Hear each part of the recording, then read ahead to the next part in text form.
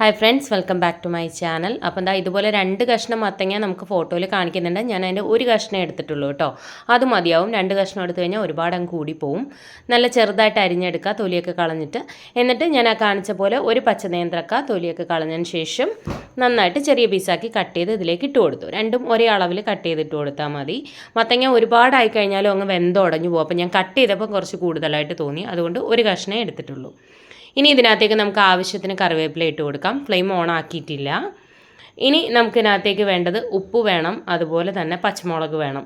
പച്ചമുളക് നല്ല വലിയ പച്ചമുളകാണ്, ഞാൻ ഒരെണ്ണ ഇട്ടിട്ടുള്ളൂ. കാരണം നമ്മളിതിലേക്ക് വറ്റൽമുളകൊക്കെ ചേർക്കുന്നുണ്ട്, അത്യാവശ്യം എരിവുണ്ട്. അതുകൊണ്ട് എരിവിനനുസരിച്ച് മാത്രം പച്ചമുളക് ചേർത്ത് കൊടുക്കുക. ഇനി ഇതിനകത്തേക്ക് നമുക്ക് ആവശ്യത്തിന് ഉപ്പിട്ട് കൊടുക്കാം. എന്നിട്ട് കുറച്ച് വെള്ളം ഒഴിച്ചിട്ട് നമുക്കിതൊന്ന് വേവിച്ചെടുക്കാം. വെന്തങ്ങ് ഒരുപാട് കുഴഞ്ഞു പോകരുത്, എന്നാൽ നന്നായി വേവും വേണം. ആ ഒരു പരുവം കേട്ടോ. മത്തങ്ങയൊക്കെ ഒരുപാട് അങ്ങ് ഉടയരുത്, ഉടഞ്ഞു കഴിഞ്ഞാൽ ആ ഒരു ടേസ്റ്റ് ഉണ്ടാവില്ല. അപ്പോൾ അതിനനുസരിച്ച് വേണം വേവിച്ചെടുക്കാൻ. വെള്ളം ഒഴിക്കുമ്പോൾ ഒരുപാട് വെള്ളം ഒഴിച്ച് വേവിച്ചെടുക്കരുത്, ആവശ്യത്തിന് മാത്രം. ഇത് വേവാൻ ആവശ്യത്തിനുള്ള വെള്ളം മാത്രം ഒഴിച്ചു കൊടുത്താൽ മതി കേട്ടോ. അപ്പോൾ ഇതിലേക്ക് നമുക്ക് വെള്ളം ഒഴിച്ചു കൊടുക്കാം. നന്നായിട്ടൊന്ന് ഇളക്കി കൊടുക്കാം. ഇത് മതിയാവും കേട്ടോ വെള്ളം. ഇനി നമുക്കിതൊന്ന് അടച്ച് വെച്ച് നമുക്ക് വേവിച്ചെടുക്കാം. നന്നായിട്ട് വെന്ത് വരട്ടെ. ഈ ഒരു പരുവം കണ്ടോ, ജസ്റ്റ് അതിനെ ഒന്ന് മുകളിലൊന്ന് കവറായ രീതിയിൽ വെള്ളം ഒഴിക്കുക. അല്ലാതെ ഒരുപാട് അങ്ങ് മുകളിലേക്ക് വെള്ളം ഒഴിച്ചു കൊടുക്കരുത്. ആ കഷ്ണത്തിൻ്റെ ലെവലിൽ ഒഴിച്ചു കൊടുത്താൽ മതി. അപ്പോൾ ഞാൻ നന്നായിട്ട് തിളച്ച് വന്നിട്ടുണ്ട്. കഷ്ണങ്ങളൊക്കെ വെന്ത് തുടങ്ങുന്ന ആ ഒരു സ്റ്റേജിൽ ഇതിനകത്തേക്ക് ഒരു 1/4 ടീസ്പൂൺ മഞ്ഞൾപ്പൊടി കൂടി ചേർത്തിട്ട് നന്നായിട്ട് ഇളക്കി കൊടുക്കുക. ഉപ്പ് ചെക്ക് ചെയ്ത് നോക്കുക, എക്സ്ട്രാ വേണമെന്നുണ്ടെങ്കിൽ ചേർത്ത് കൊടുക്കണം. ഇനി ഇതൊന്നുകൂടെ ഒന്ന് വെന്ത് വരട്ടെ, അതുവരെ നമുക്ക് വെയിറ്റ് ചെയ്യാം. നന്നായിട്ട് വേവണം കേട്ടോ. ഒരുപാട് അങ്ങ് ചെറിയ പീസ് ആക്കരുത്, ഈ ഒരു വലുപ്പത്തിൽ വേണം കട്ട് ചെയ്തിടാൻ. ഒരുപാട് ചെറിയ പീസായാലും പെട്ടെന്ന് തന്നെ ഉടഞ്ഞു പോകും. അപ്പോൾ ഇനി നമ്മളിതിനകത്തേക്ക് വേണ്ടത്, ഈ സമയത്ത് നമുക്കൊരു നെല്ലിക്ക വലുപ്പത്തിലുള്ള പുളി ഒരു 3/4 ഗ്ലാസ്സോളം വെള്ളത്തിൽ നന്നായിട്ട് ഞെരടി പിഴിഞ്ഞ് കുതിരാൻ വേണ്ടി മാറ്റി വയ്ക്കണം, കറി ഉണ്ടാക്കുന്നതിന് മുന്നേ തന്നെ. എന്നിട്ട് ഇത് വെന്ത് വരുന്ന ഒരു സ്റ്റേജിൽ നമ്മളിതിനകത്തേക്ക് പുളിവെള്ളം ഒഴിച്ചു കൊടുക്കണം. അപ്പോൾ ഇതൊന്നുകൂടെ ഒന്നായി വരട്ടെ. നമ്മുടെ പച്ചനേന്ത്രക്ക കിടക്കുന്നതുകൊണ്ടാണ് കേട്ടോ ആ ഒരു വെള്ളത്തിന് ആ ഒരു കളറ് വരുന്നത്. അപ്പോൾ ഇത് അത്യാവശ്യം നന്നായിട്ട് വെന്ത് വന്നിട്ടുണ്ട്. ഇനി നമുക്കിതിനകത്തേക്ക് പുളിവെള്ളം ഒഴിച്ചു കൊടുക്കാം. നിങ്ങളുടെ ടേസ്റ്റിനനുസരിച്ച് മാത്രം ഒഴിച്ചു കൊടുക്കുക. ആദ്യം തന്നെ ഒരുപാട് ഒഴിച്ചു കൊടുക്കരുത്, ആദ്യം കുറച്ച് ഒഴിച്ചു കൊടുക്കുക. ഇളക്കി കൊടുത്തിട്ട് പുളി ചെക്ക് ചെയ്ത് നോക്കുക. പിന്നീട് വേണമെന്നുണ്ടെങ്കിൽ കുറച്ചുകൂടി ഒഴിച്ചു കൊടുക്കുക. അങ്ങനെ ചെയ്യുക. കാരണം ഓരോരുത്തർക്കും പുളിയുടെ അളവ് ഡിഫറെൻ്റ് ആയിരിക്കും. അതുകൊണ്ട് തന്നെ നമുക്ക് ആ ഒരു അളവ് കറക്റ്റായിട്ട് പറയാൻ കഴിയില്ല. അപ്പോൾ ഒരു 3/4 ഗ്ലാസ് വെള്ളത്തിൽ കുതിർത്ത് വെച്ചിട്ട് കുറേശ്ശെ ഒഴിച്ചു കൊടുത്ത് പുളി ചെക്ക് ചെയ്ത് നോക്കി നിങ്ങളുടെ അളവാകുമ്പോൾ നമുക്ക് നിർത്താം. ഇനി നന്നായിട്ട് ആ പുളിവെള്ളത്തിൽ കിടന്ന് നന്നായിട്ട് തിളച്ച് ആ പുളിയുടെ ആ റോ ടേസ്റ്റൊക്കെ ഒന്ന് മാറണം. ഈ സമയത്ത് നമുക്ക് അരപ്പ് തയ്യാറാക്കിയെടുക്കാം. നല്ലൊരു 1.5 പിടിയോളം തേങ്ങ എടുക്കുന്നുണ്ട്. ഒരു 1/4 ടീസ്പൂണോളം മഞ്ഞൾപ്പൊടി ഓൾറെഡി നമ്മൾ ഇട്ടിട്ടുണ്ട് കേട്ടോ. 1.5 പിടി അങ്ങ് നിറച്ചെടുക്കേണ്ട തേങ്ങ, ഒരു പിടിയും കുറച്ചുകൂടി. ഒരു 1/2 ടീസ്പൂൺ ചെറിയ ജീരകമാണ് നമ്മളിതിലേക്ക് ചേർത്ത് കൊടുക്കുന്നത്. ഇനി നമ്മളിതിനകത്തേക്ക് ചേർത്ത് കൊടുക്കുന്നതെന്ന് പറയുന്നത് വറ്റൽമുളകാണ്. എരിവിന് നമ്മൾ വറ്റൽമുളകാണ് ചേർത്ത് കൊടുക്കുന്നത്. വേണമെന്നുണ്ടെങ്കിൽ ഒന്ന് വറുത്തിട്ട് ചേർത്ത് കൊടുക്കാം. ചെറുതായിട്ടൊന്ന് ചുട്ടെടുക്കുന്ന പോലെ എടുത്തിട്ട് വേണമെങ്കിൽ ചേർക്കാം, അതല്ലെങ്കിലും കുഴപ്പമൊന്നുമില്ല. ഞാനൊരു 4 എണ്ണം ചേർത്തിട്ടുണ്ട്. നിങ്ങളുടെ എരിവിനനുസരിച്ച് മാത്രം ചേർത്ത് കൊടുക്കുക. നമ്മളിതിൽ പച്ചമുളക് ചേർത്തിട്ടുണ്ട്. ശരിക്കും പറഞ്ഞാൽ ആ വറ്റൽമുളകിൻ്റെ ആ ഒരു എരിവാണ് ഇതിൻ്റെ കറിക്ക് നമുക്ക് എരിവ് തരിക. അപ്പോൾ പച്ചമുളകിൻ്റെ അളവ് കുറച്ചിട്ട് വറ്റൽമുളകിൻ്റെ അളവ് കൂട്ടിക്കൊള്ളുക കേട്ടോ. ഞാനിപ്പോൾ ഒരെണ്ണേ ചേർത്തിട്ടുള്ളൂ പച്ചമുളക്, അതുകൊണ്ട് തന്നെ ഞാനൊരു 4 വറ്റൽമുളക് എടുത്തിട്ടുണ്ട്. നിങ്ങളുടെ എരിവിനനുസരിച്ച് മാത്രമേ വറ്റൽമുളക് ചേർത്ത് കൊടുക്കാവൂ. ഒരുപാട് ചേർത്ത് കഴിഞ്ഞാൽ എരിവ് കൂടിപ്പോവും. ഒരു 2-3 ചെറിയ ഉള്ളി, നല്ല ചെറുതായതുകൊണ്ട് ഒരു 3 എണ്ണം ചേർത്തിട്ടുണ്ട്. നല്ല വലുതൊക്കെ ആണെങ്കിൽ ഒരെണ്ണം ചേർക്കാം കേട്ടോ. മീഡിയം ടൈപ്പൊക്കെ ആണെങ്കിൽ 2 എണ്ണം ചേർക്കാം. എന്നിട്ട് കുറച്ച് വെള്ളം ഒഴിച്ച് നല്ല ഫൈനായിട്ടൊന്ന് അരച്ചു കൊണ്ടുവരാം. ആദ്യം ഒന്ന് അടിച്ചെടുക്കുക, എന്നിട്ട് കുറച്ച് വെള്ളം ഒഴിച്ചിട്ട് നല്ലപോലെ അരച്ചു കൊണ്ടുവരാം. ഈ ഒരു പരുവത്തിൽ ഞാൻ അരച്ചെടുത്തിട്ടുണ്ട്. എന്നിട്ട് നമ്മുടെ മത്തങ്ങയൊക്കെ ആ പുളി വെള്ളത്തിൽ നന്നായിട്ട് ഒന്നുകൂടെ ഒന്ന് വെന്ത് കഴിയുമ്പോൾ അതിനകത്തേക്ക് നമ്മുടെ അരപ്പ് ചേർത്ത് കൊടുക്കാം. ആ പുളി ചേർത്ത് നന്നായിട്ടൊന്ന് തിളയ്ക്കണം, എന്നാലേ ആ പുളിയുടെ ആ ഒരു റോ ടേസ്റ്റൊക്കെ മാറത്തുള്ളൂ.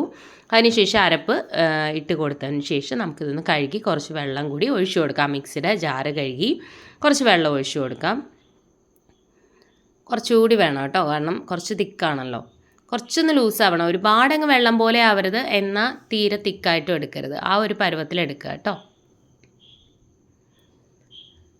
നല്ല ടേസ്റ്റ് ആയിട്ടുള്ള റെസിപ്പിയാണ് കേട്ടോ. നിങ്ങൾ മസ്റ്റായിട്ടും ട്രൈ ചെയ്ത് നോക്കുക. ഒരു കാര്യം മാത്രം ശ്രദ്ധിക്കുക, പുളിയുടെ അളവ് കൂടരുത്. കുറച്ചുകൂടി വെള്ളം ഒഴിച്ചിട്ടുണ്ട്, ചൂടുവെള്ളം ഒഴിച്ചു കൊടുക്കുക കേട്ടോ. അതാണ് കൂടുതൽ നല്ലത് പച്ചവെള്ളം ഒഴിക്കുന്നതിനേക്കാൾ.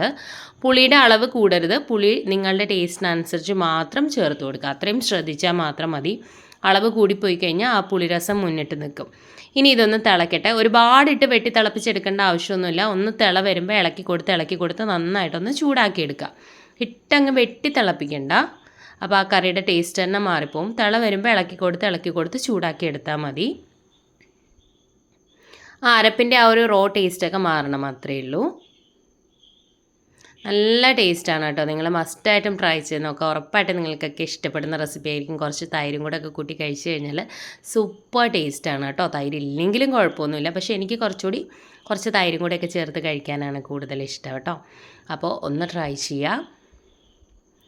നന്നായിട്ട് തിളക്കട്ടെ. ഒന്ന് തിള വരണം, നല്ലപോലെ ചൂടായി കിട്ടണം കേട്ടോ.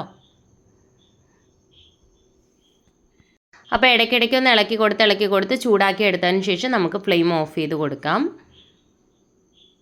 ഒരു 1-2 മിനിറ്റ് അത്രയും മതിയാവും കേട്ടോ. അരപ്പ് ചേർത്തതിന് ശേഷം ഒരുപാടിട്ട് വെട്ടി തിളപ്പിച്ച് കഴിഞ്ഞാൽ ആ ഒരു ടേസ്റ്റ് തന്നെ മാറിപ്പോവും. അതുപോലെ തന്നെ അങ്ങ് പിരിയുന്ന പോലെയൊക്കെ ആയിപ്പോവും. അതുകൊണ്ടാണ് ഒരുപാടിട്ട് വെട്ടി തിളപ്പിക്കരുത് എന്ന് പറയുന്നത്. നന്നായിട്ടൊന്ന് ചൂടായി കഴിയുമ്പോൾ നമുക്ക് ഫ്ലെയിം ഓഫ് ചെയ്ത് മാറ്റി വയ്ക്കാം. എന്നിട്ട് വേറൊരു പാൻ എടുക്കാം, കുറച്ച് വെളിച്ചെണ്ണ ഒഴിച്ച് കൊടുക്കാം. വെളിച്ചെണ്ണ ചൂടാകുമ്പോഴേക്കും കുറച്ച് കടുകിട്ടൊന്ന് പൊട്ടിക്കാം. കടുക് പൊട്ടി വരുമ്പോഴേക്കും ഒരു 1-2 വറ്റൽമുളക് രണ്ടായിട്ട് കട്ട് ചെയ്ത് കൂടി ഇട്ട് കൊടുക്കാം. വേണമെന്നുണ്ടെങ്കിൽ ഒരു 2-3 ചെറിയ ഉള്ളി, വറ്റൽമുളകിന് മുന്നേ 2-3 ചെറിയ ഉള്ളി കൂടി ഇട്ട് മൂപ്പിച്ചതിന് ശേഷം വറ്റൽമുളകും ഇട്ട് താളിക്കാം. അങ്ങനെ വേണമെങ്കിൽ ചെയ്യാം. ഉള്ളിയുടെ ഫ്ലേവർ ഇഷ്ടമുള്ളവർക്ക് അങ്ങനെ വേണമെങ്കിലും ചെയ്യാം കേട്ടോ.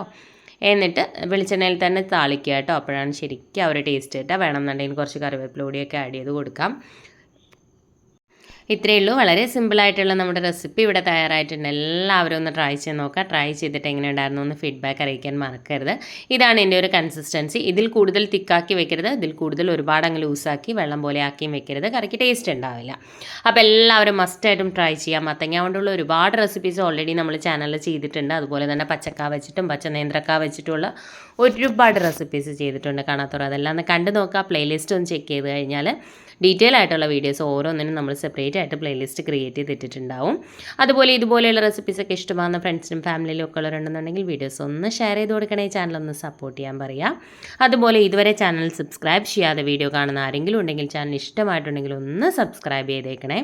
സബ്സ്ക്രൈബ് ബട്ടൺ പ്രസ് ചെയ്യുമ്പോൾ അടുത്തൊരു ബെൽ ഐക്കൺ വരും. ബെൽ ബട്ടൺ പ്രസ് ചെയ്യുക. 3 ഓപ്ഷൻസ് കാണിക്കും. ആദ്യം കാണുന്ന ഓൾ തന്നെ പ്രസ് ചെയ്യുക. എന്നാലേ ഞാൻ പുതിയ വീഡിയോസ് ഇടുമ്പോൾ നിങ്ങൾക്ക് എൻ്റെ നോട്ടിഫിക്കേഷൻ കിട്ടും. സബ്സ്ക്രൈബ് ചെയ്തുകൊണ്ട് മാത്രം ഞാനിടുന്ന പുതിയ വീഡിയോസിൻ്റെ നോട്ടിഫിക്കേഷൻ നിങ്ങൾക്ക് കിട്ടത്തില്ല. നോട്ടിഫിക്കേഷൻ കിട്ടാനായിട്ടാണ് അടുത്തുള്ള ബെലൈക്കൺ പ്രസ് ചെയ്ത് അതിൽ ആദ്യം കാണുന്ന ഓൾ തന്നെ പ്രസ് ചെയ്യാനും പറയുന്നത്. അപ്പോൾ എന്തെങ്കിലും സജഷൻസ് ഒക്കെ ഉണ്ടെന്നുണ്ടെങ്കിൽ കമൻറ്റ് ബോക്സിൽ കമൻറ്റ് ചെയ്യുക. ഡൗട്ട്സ് ഒക്കെ ഉണ്ടെന്നുണ്ടെങ്കിൽ കമൻറ്റ് ബോക്സിൽ കമൻറ്റ് ചെയ്ത് കഴിഞ്ഞാൽ റിപ്ലൈ തരുന്നതായിരിക്കും. ഇഷ്ടപ്പെടുന്ന ഫ്രണ്ട്സിനും ഫാമിലിക്കും ഒക്കെ ഒന്ന് ഷെയർ ചെയ്ത് കൊടുക്കാനും ട്രൈ ചെയ്ത് നോക്കാനും പറയാനും മറക്കരുത് കേട്ടോ. പുതിയൊരു റെസിപ്പിയുമായി വീണ്ടും കാണാം. Thank you friends. Thank you for watching.